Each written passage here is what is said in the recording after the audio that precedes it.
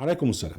أهلا بكم أحبتي في هذه الحلقة رقم 357، ونحن في موضوع الإسراء والمعراج في التراث. وقلنا أن ابن كثير في تفسيره جمع كل الأحاديث الموجودة عن الإسراء والمعراج في تفسيره لسورة الإسراء، وابتدأ بالبخاري. يعني ونحن في هذه الحلقة الأولى عن هجس البخاري في الإسراء والمعراج. هجس البخاري في الإسراء والمعراج.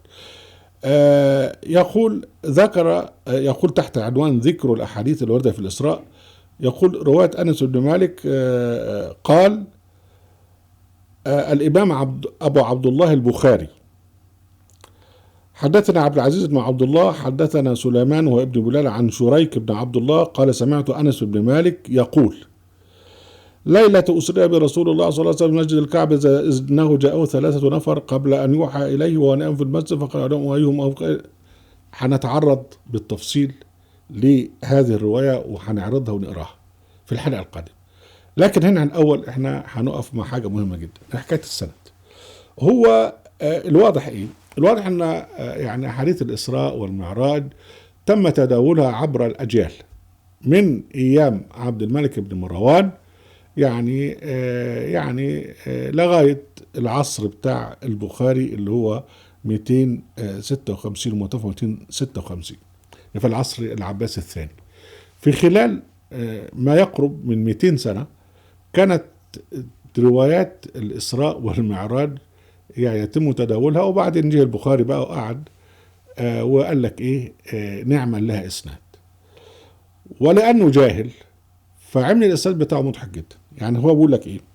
بيقول لك حدثنا عبد العزيز ابن عبد الله، مش عارفينه ده، يعني لكن هو واحد كان عايش في عصر البخاري، يعني اذا كان البخاري 256 يبقى هو ما يقول الراجل ده متوفى مثلا 240 يعني قبل. حدثنا عبد العزيز بن عبد الله حدثنا سليمان وابن بلال، يبقى مثلا قبليه بشويه، يبقى احنا لسه لازلنا في العصر العباسي، لازلنا في العصر العباسي الثاني. عن شريك بن عبد الله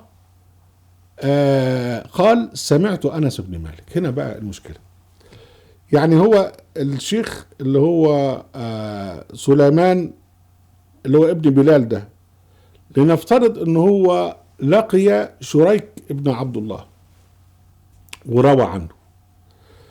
طيب شريك بن عبد الله كان مولود سنة 95 من الهجرة ومتوفى 177 من الهجرة. هو رجل كان قاضيا مشهورا في العصر الأموي، واحنا كتبنا عنه في كتابنا وظيفة القضاء بين الإسلام والمسلمين.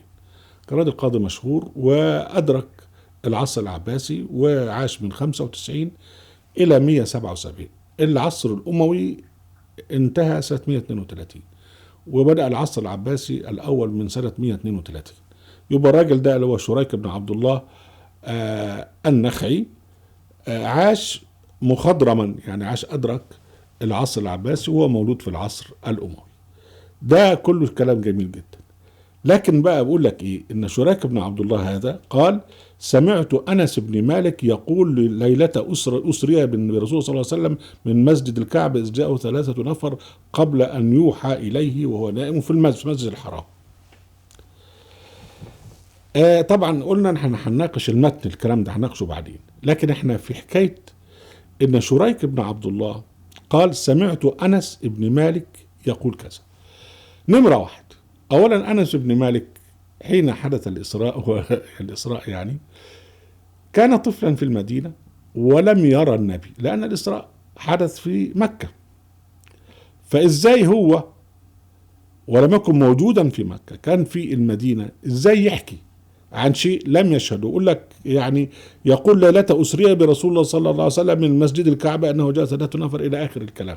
أنت كنت فين يا عم أنس؟ أنت كنت طفل صغير موجود في المدينة وما عندكش فكرة عن مكة ولا عندك فكرة عن الإسلام ولا آخر. إذن هو حكاية أن أنس بن مالك يروي عن الإسراء وبعد كده كذوبة المعراج، ده في حد ذاته كلام كده. واحنا هنلاقي أنس بن مالك بقى موجود في كل روايات كثيرة أوي أوي، وهو رجل من الأنصار، ويستحيل أن يأتي رجل من الأنصار ليتحدث عن حدث وقع في مكة قبل أن يأتي النبي إلى المدينة. دي حاجة.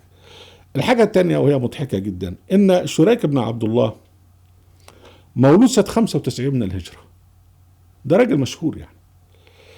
وأنس ابن مالك متوفى سنة 93 من الهجرة. يعني حين ولد شريك بن عبد الله سنة 95 كان أنس بن مالك مات قبلها بسنتين.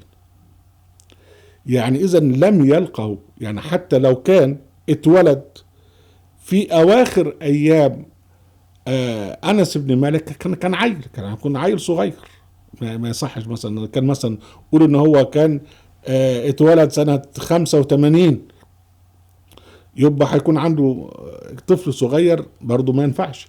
لكن ده هو مولود بعد موت أنس بن مالك بعامين، فكيف يروي عنه؟ طبعا الشيخ البخاري بقى بجهل شديد هو عنده أسماء مشهورة، أنس بن مالك و يعني شريك بن عبد الله النقعي كذا كذا كذا، فبحط أسامي على بعضها ويقول لك حدثني فلان عن فلان عن فلان، ويسكع الحديث ويعمل لك له إسناد. ده كله طبعا جهل ودين يقوم على الكذب، يعني لا يؤمن به إلا الأغبياء، لا مؤاخذة يعني. أهلا بكم أحبتي في برنامجكم لحظات قرآنية، وفي قناة أهل القرآن، وفي موقع أهل القرآن. لا تنسوا المشاركة بشير ولايك، وعليكم السلام.